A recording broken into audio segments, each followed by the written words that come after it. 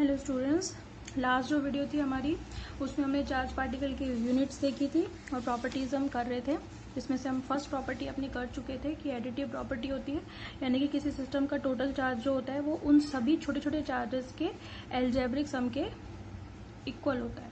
ठीक है, अब हम पढ़ेंगे इसकी सेकेंड जो प्रॉपर्टी है कि इसकी सेकेंड प्रॉपर्टी क्या होती है। सेकेंड जो इसकी प्रॉपर्टी आती है चार्ज की वो होती है आपकी invariance of electric charge. Invariance का मतलब पता है क्या है? इनवेरियंस का मतलब ये है कि जो चार्ज है, charge does not depend upon speed of charge. ठीक है, यानी कि इनवेरियंस से क्या मतलब आ रहा है यहाँ पे कि जो चार्ज है उसका मैग्नीट्यूड है that does not depend upon speed of charge. यानी कि कोई भी मेरे पास बॉडी है उसका चार्ज है 5 कूलम। ठीक है, तो अगर ये रखी हुई है स्टेबल पोजीशन में है तब भी इसका चार्ज कितना होगा? 5 ही कूलम होगा। अगर मैंने इसको मोशन कराना शुरू कर दिया, मूव कराना शुरू कर दिया और ये चल करके यहाँ आ गई तो भी इसका चार्ज कितना ही होगा? 5 कूलम ही होगा। ऐसा नहीं है कि आप इसको मूव करा दोगे, मोशन करा दोगे तो चार्ज पे कोई फर्क पड़ जाएगा। आपने 5 कूलम का कोई पैकेट पकड़ा हुआ है, बॉक्स पकड़ा हुआ है, उसको उठाकर चलोगे तो भी 5 कूलम ही रहेगा। वो एक जगह रखा हुआ है तो भी 5 कूलम ही रहेगा। इसका मतलब यह है कि जो चार्ज क्यू है वो स्टेबल पोजीशन में भी उतना ही है, इक्वल टू स्पीड पोजीशन या फिर मोशन में भी उतना ही है। यानी कि स्टेबल और मोशन दोनों में ही चार्ज क्या होगा? इक्वल। तो इनवेरियंस का मतलब क्या है कि magnitude of charge does not depend upon the speed of charge. ठीक है, आप चाहें तो यहाँ पे मैग्नीट्यूड लिख सकते हैं, मैग्नीट्यूड ऑफ चार्ज। ठीक है, मतलब वैसे तो इसका साइन भी नहीं बदलता, अगर प्लस का है तो प्लस का ही रहेगा, माइनस का है तो माइनस का ही रहेगा। तो बट मेन जो चीज़ है वो मैग्नीट्यूड से है। ठीक है, तो चार्ज जो है वो डज नॉट डिपेंड, किसी निर्भर नहीं करता, डिपेंड नहीं करता किस पर? स्पीड पर। चाहे वो कम स्पीड है, चाहे वो ज़्यादा स्पीड है, चाहे वो स्टेबल है, चाहे वो मूव कर रहा है, वो जो चार्ज है वो स्पीड इस पे मोशन पे डिपेंड नहीं करता। समझ में आ रही बात? ठीक है, अच्छा एक चीज़ जो आती है वो है Q अपॉन एम। ये Q अपॉन एम पता है क्या है? Q अपॉन एम कहलाता है आपका स्पेसिफिक चार्ज।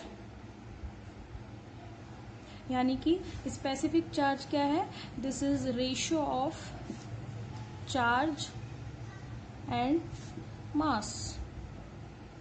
समझ में आ गई? So Q upon M is the specific charge and this is the ratio of charge and mass. आपको पता है कि चार्ज तो चलो इनवेरियंस होता है, यानी कि चार्ज तो जो है मोशन पर डिपेंड नहीं करता, पर आपको पता है आप आगे हायर क्लासेस में पढ़ेंगे कि जो मास है वो डिपेंड करता है किस पर? मोशन पर। यानी कि अगर कोई मास रखा हुआ है एक जगह पर और या कोई मास अगर मूव कर रहा है तो उसका जो मास है वो चेंज हो जाता है। अब आप सोचोगे कि मैम ऐसे कैसे पॉसिबल है? अगर मेरे पास कोई टेबल है, वो स्टेबल है और वो 5 किलो की है। कोई टेबल है आपके पास, है ना, और वो टेबल एक जगह पर रखी हुई है और वो टेबल कितने किलो की है? 5 केजी की है। तो आप और अगर मैं इसको मूव करा रही हूँ तो उसका क्या वजन बढ़ जाएगा? नहीं, ऐसे नहीं बढ़ेगा। यानी कि अगर 5 किलो की टेबल को नॉर्मल वेलोसिटी से मूव कराओगे तो उसकी जो मास है वो भाई 5 किलो ही रहेगा। लेकिन अगर आपने इसको इतना तेजी से मूव करा दिया कि इसकी velocity is near about velocity of light. Velocity of light मतलब 3 × 10⁸ मीटर पर सेकेंड। अगर आपने इस रेंज में इस टेबल को मूव करा दिया ना 10⁸, 8 का मतलब समझ रहे हो ना कितना? समझ में आ रही है बात? तो अगर आपने उसको इतनी हाई स्पीड या इसके आसपास भी किसी स्पीड से मूव करा दिया ना तो इस टेबल का जो मास है वो जरूर बदल जाएगा। समझ में आ रही है? और आपको पता है कि जो मूविंग पोजीशन में मास होगा वो स्टेबल पोजीशन के मास से बड़ा होता है। यानी कि मास स्मॉल m जो मूविंग पोजीशन में होता है वो स्मॉल m रेस्ट पोजीशन से ज़्यादा होता है। समझ में आ रही है बात आपको? यानी कि moving mass is always greater than the rest mass. ठीक है, तो मास पर तो इनवेरियंस लागू नहीं होता लेकिन चार्ज पर इनवेरियंस लागू होता है। यानी कि चार्ज को अगर आप स्टेबल रखो, चाहे कितनी भी स्पीड से मूव कराओ, चार्ज डिपेंड नहीं करता, लेकिन मास डिपेंड करता है किस पर? मोशन पर, यानी कि स्पीड पर। ठीक है, ठीक है भाई। तो अब आप ये देखिए कि मोशन का स्पेसिफिक चार्ज पर क्या फ़र्क पड़ेगा। भाई मोशन का चार्ज पे फ़र्क नहीं पड़ रहा, मोशन का लेकिन मास पे फ़र्क पड़ रहा है। पर अभी हम देखेंगे कि स्पेसिफिक चार्ज पर क्या फ़र्क पड़ेगा, क्योंकि स्पेसिफिक चार्ज में आपका चार्ज भी है और मास भी है। तो आप ही तो कह रहे हो कि मोशन कराने से मास पर फ़र्क पड़ता है, यानी कि जब मैं मोशन कराऊंगी तो मास क्या होगा, इंक्रीज हो जाएगा। अभी तो बताया मैंने, small m moving is greater than small m rest. तो अगर अब मैं मोशन करा रही हूँ किसी चार्ज पार्टिकल को, तो उसका स्पेसिफिक रेशो पे क्या फ़र्क पड़ेगा कि उसका मास इंक्रीज होगा, जिसकी वजह से उसका स्पेसिफिक चार्ज क्या हो जाएगा, डिक्रीज। समझ में आ रही है, क्योंकि इन्वर्सली प्रोपोर्शनल है ना, तो अगर मास बढ़ेगा तो स्पेसिफिक चार्ज डिक्रीज होगा। तो आप इसलिए क्या कहोगे, एक तरीके से ये नोट हो गया। नोट क्या कह रहा है, नोट ये कह रहा है कि जो यहाँ पे लिखेंगे हम, स्पेसिफिक चार्ज ऑफ अ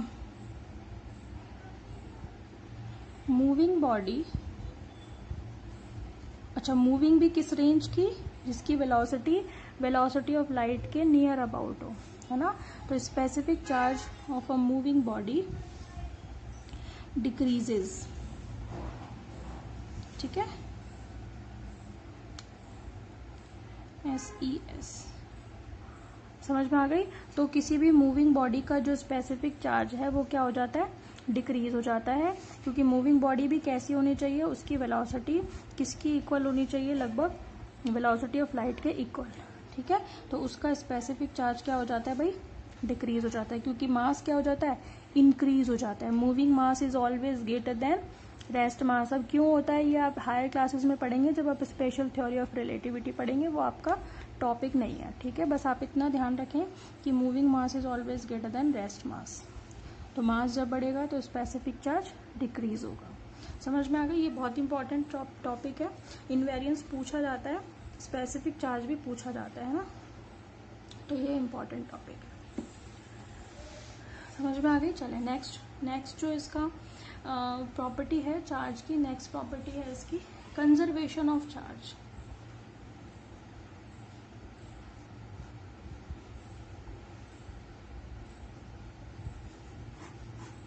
ठीक है, 3 प्रॉपर्टी पढ़ ली है हमने। पहली प्रॉपर्टी पढ़ी थी एडिटिव प्रॉपर्टी, दूसरी प्रॉपर्टी हमने पढ़ ली है इनवेरियंस, ठीक है। इंपॉर्टेंट है भाई, ये पूरा property of charge he important है दरअसल, ठीक है। तो कभी कभी एक साथ भी पूछ लेती हैं सारी प्रॉपर्टी की, कोई 2 या 3 प्रॉपर्टी बताओ, या फिर अलग अलग भी पूछ लेते हैं कि भाई proper invariance of electric charge को समझाइए, explain invariance of electric charge और एक्सप्लेन कंजर्वेशन ऑफ चार्ज, है ना।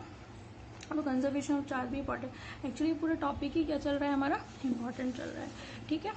चले,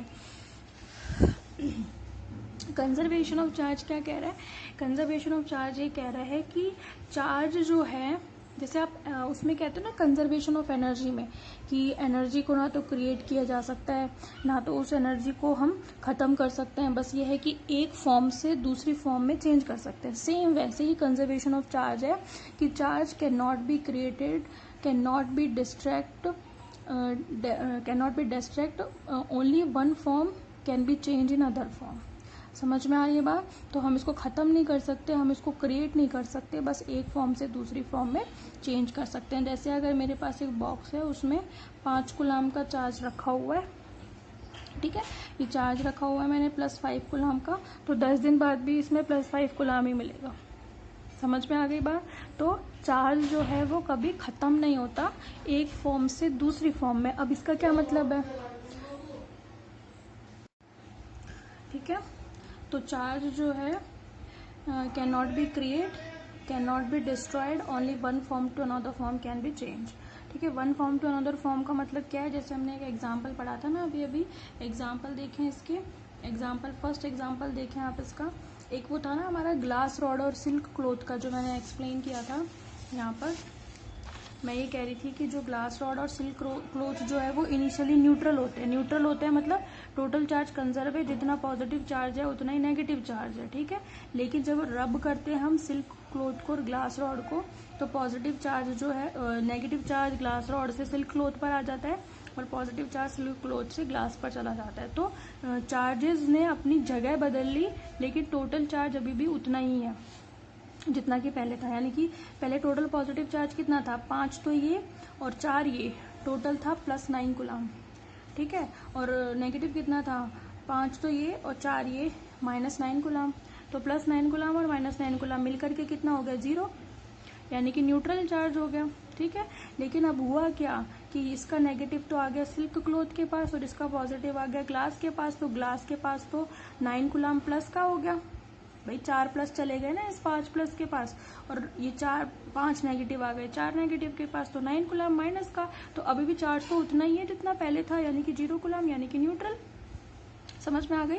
तो सिस्टम में चार्ज एक जगह से दूसरी जगह जा सकते हैं, लेकिन होल सिस्टम मतलब ग्लास और सिल्क मिल करके अभी भी कैसे हैं, न्यूट्रली हैं, यानी कि पहले भी +9 और -9 थे, अभी भी +9 और -9, यानी कि प्लस तो पॉजिटिव चार्ज है 9 कूलम और नेगेटिव चार्ज भी कितना ही है, 9 ही कूलम है।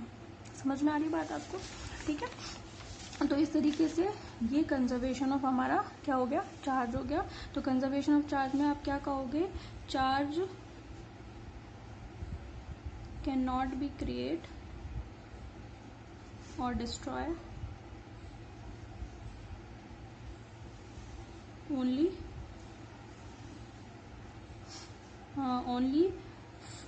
one form to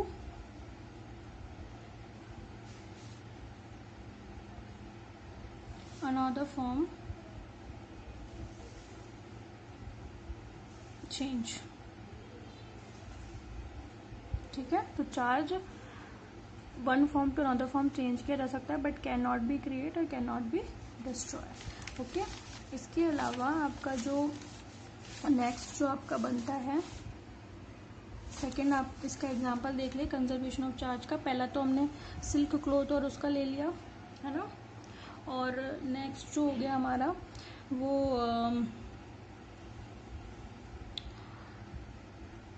इसका हो जाएगा आपका कौन सा, इलेक्ट्रॉन का और पॉजिट्रॉन का।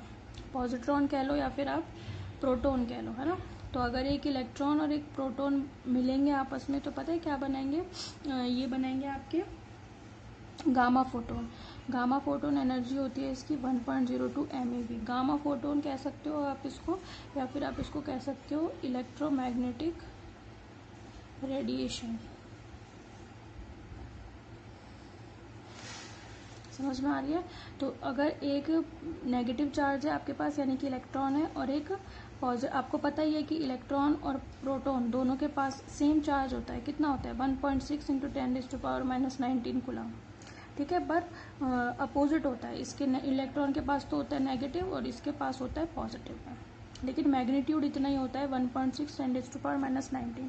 तो इक्वल मैग्नीट्यूड का और अपोजिट नेचर के दो चार्ज हैं इलेक्ट्रॉन और प्रोटॉन, उनको अगर अपन रिएक्शन कराएं उनकी, तो पता है क्या बनेंगी, इलेक्ट्रोमैग्नेटिक रेडिएशंस बनेंगी, और एनर्जी कितनी होगी इसकी 1.02 MeV। MeV मतलब mega electron volt. Electron volt मैंने समझाया था आपको 11th क्लास में कि क्या होता है, ठीक है। और मेगा का मतलब है 10⁻6, ठीक है। इसको नहीं कर, ज़्यादा डिस्कस नहीं कर रहे हैं, ये बीच में आ गया इसलिए बता दिया है। तो कुल मिला के यहाँ पर भी क्या हुआ है कि दोनों इक्वल चार्ज मिलकर के बन तो 0 ही रहा है। गामा के ऊपर कोई चार्ज नहीं होता, इनिशियली इसके पास नेगेटिव इतना है, पॉजिटिव इतना है, और दोनों मिलकर के 0 बना रहे हैं। तो चार्ज हमेशा क्या होता है, कंजर्व होता है। ये उसका सेकंड एग्जांपल हो गया, ठीक है।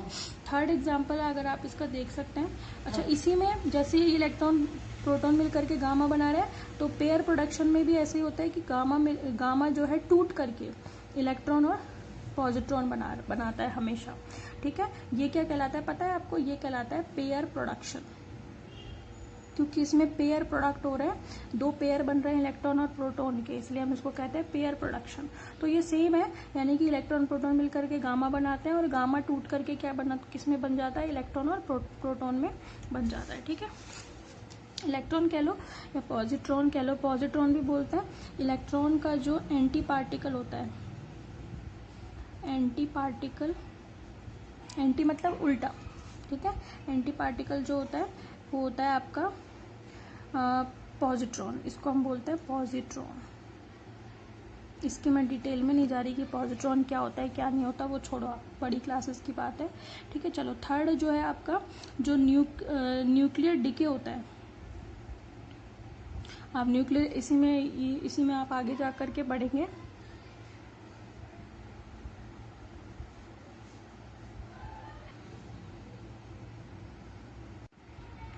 है, न्यूक्लियर डीके भी थर्ड एग्जांपल है आपका कंजर्वेशन ऑफ चार्ज का। न्यूक्लियर डीके में आप एग्जांपल देख सकते हैं। जैसे फर्स्ट एग्जांपल इसका हो जाएगा, एक तो आपने रिएक्शन, अगर सिंपल रिएक्शन देखें तो नाइट्रोजन का जो एटॉमिक नंबर होता है वो 7 होता है। अगर इसकी रिएक्शन हम कराएं हीलियम के साथ, हीलियम का होता है 2, और एटॉमिक वेट जो होता है वो 4 होता है ना। अच्छा, एटॉमिक नंबर का मतलब है नंबर ऑफ प्रोटॉन्स और नंबर ऑफ इलेक्ट्रॉन्स। जितने प्रोटॉन्स होते हैं किसी भी उसमें, उतने ही नंबर ऑफ इलेक्ट्रॉन्स होते हैं। अब 7 इसमें प्रोटॉन है ना। 14 का मतलब ये है, इसमें 14 क्या है, एटॉमिक मास। एटॉमिक मास का मतलब क्या होता है, number of proton plus number of neutrons. ठीक है, तो नंबर ऑफ प्रोटॉन अगर 7 हैं तो 14 टोटल है, तो 7 इसमें क्या हो गए, न्यूट्रॉन हो गए। 14 में से 7 घटा दो ना, नंबर ऑफ न्यूट्रॉन्स कितने हो गए, 7। तो 7 और 7 मिलकर के 14 हो जाएंगे। ठीक है, तो किसी भी उसमें एलिमेंट में जो एटॉमिक नंबर है 7, वो किसको बताएगा, नंबर ऑफ प्रोटॉन्स और नंबर या फिर नंबर ऑफ इलेक्ट्रॉन्स। अगर 7 नंबर ऑफ प्रोटॉन्स है तो नंबर ऑफ इलेक्ट्रॉन्स भी 7 ही होंगे। ठीक है, एटॉमिक मास का मतलब क्या है, number of protons plus number of neutrons. अब नंबर ऑफ प्रोटॉन्स तो मैं 7 बता ही चुकी हूँ, 14 में से 7 घटा दो तो क्या बच जाएगा, नंबर ऑफ न्यूट्रॉन्स। ये 11th में मैं एक्सप्लेन कर चुकी हूँ पहले। ठीक है, अगर ये रिएक्शन करेंगे तो बनाएंगे फ्लोरीन का होता है 9 और ये मिलकर के बन जाएगा 18। तो आप देख रहे हैं ना, इसके पास नंबर ऑफ इलेक्ट्रॉन कितने हैं, 7 इलेक्ट्रॉन। इसके पास कितने हैं, 2 इलेक्ट्रॉन। इसके पास कितने आ गए, 9 इलेक्ट्रॉन्स। समझ में आ गई बात, है ना। अब ये पता है आगे टूट भी सकता है, ऑक्सीजन में और प्रोटॉन में। ऑक्सीजन का होता है 8 और ये होता है 16, और ये 1H2। आप 1H1 सोच रहे होंगे ना प्रोटॉन में, लेकिन ये ड्यूटेरियम होता है। या फिर आप इसको करेक्ट कर लीजिए, ये इसका आइसोटोप होता है। या तो आप इसका आइसोटोप लीजिए या फिर आप इसका आइसोटोप लीजिए। आइसोटोप मतलब जिनके नंबर ऑफ प्रोटॉन्स तो इक्वल हो पर एटॉमिक मासेस अलग अलग हो। ठीक है, हाइड्रोजन के 3 आइसोटोप्स होते हैं, 1H1, 1H2, 1H3। ये भी मैं बता चुकी हूँ क्लास में। प्रोटियम, ड्यूटेरियम, ट्रिटियम 3 होते हैं।